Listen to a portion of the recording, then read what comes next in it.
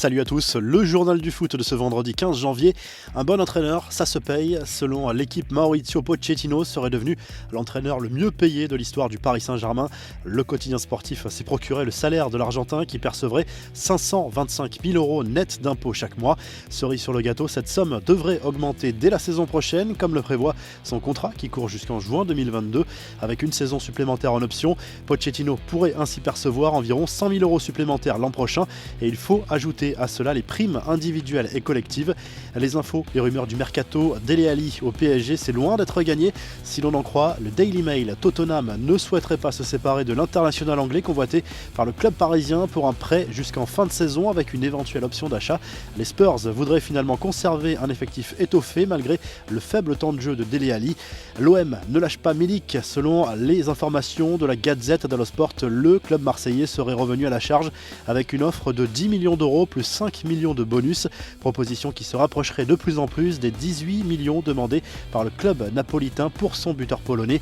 À en croire le média italien, cette dernière offre pourrait bien suffire à acter le transfert de Milik vers l'OM. Selon le Times, cette fois, Tottenham n'envisage pas de poursuivre l'aventure avec Gareth Bale au-delà de cette saison. Prêté par le Real Madrid, l'international gallois s'est surtout fait remarquer par ses absences sur blessure depuis son arrivée chez les Spurs. Vous pouvez suivre l'actu mercato en direct sur notre site topmercato.com et les applis. Les infos en bref, Jean-Michel Larquet balance sa punchline contre Kylian Mbappé. Visiblement agacé par les récentes prestations de l'attaquant parisien, le consultant de RMC n'a pas mâché ses mots en affirmant qu'il n'avait plus sa place au Paris Saint-Germain en ce moment. Pour lui, Mbappé en fait trop. Pourquoi il va nous faire 12 passements de jambes alors qu'il reste sur place? Ce garçon-là a besoin d'une cure de désintoxication, une cure pour son football qui est totalement pollué par des gestes inutiles. Ce qui fait la force d'un garçon comme ça, c'est sa vitesse. Mais là, on ne le voit plus à lâcher Larquet. Le principal intéressé devrait apprécier. À quoi faut-il s'attendre à l'Euro et pour la Ligue des Champions dans les mois à venir? L'UEFA ne prévoit pas pour le moment de modifier le calendrier ou le format du prochain Euro.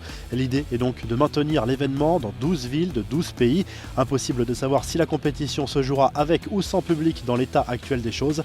La réponse du LOSC au PSG en se rendant en avion à Lens pour disputer le Trophée des Champions.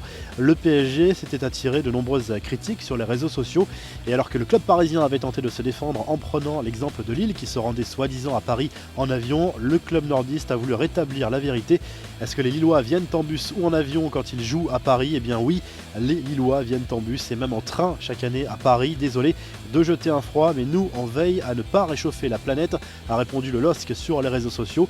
Avis aux fans de Pelé, le 23 février prochain, Netflix mettra en ligne un nouveau documentaire qui sera consacré à la carrière de celui que beaucoup considèrent comme le meilleur joueur de tous les temps.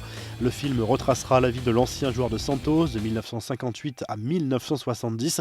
Le roi Pelé s'est lui-même prêté au jeu des entretiens à l'occasion du tournage.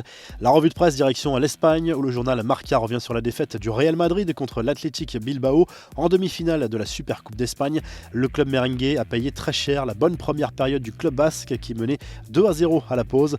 Karim Benzema a réduit le score à l'entame du dernier quart d'heure, mais c'est bien Bilbao qui jouera la finale contre le Barça dimanche. Le journal Sport revient également très largement sur cette défaite du Real Madrid, avec cette image de la joie des joueurs de Bilbao et cette détresse de Sergio Ramos en une. Le quotidien sportif évoque par ailleurs le possible transfert d'Eric Garcia au Barça. Le défenseur espagnol est d'accord pour signer un contrat de 5 ans, mais le club Blaugrana doit encore se mettre d'accord avec Manchester City. En Italie, la Gazette dello Sport se penche sur les matchs du week-end en Serie A et l'actu mercato. En attendant le choc Inter-Juve dimanche, place au derby entre la Lazio et la Roma ce vendredi soir. Le journal évoque par ailleurs l'intérêt de l'AC Milan pour Mario Mandzukic, actuellement sans club et qui cherche un nouveau challenge. Si le journal du foot vous a plu, n'hésitez pas à vous abonner et à liker la vidéo. Et à très vite pour un nouveau journal du foot.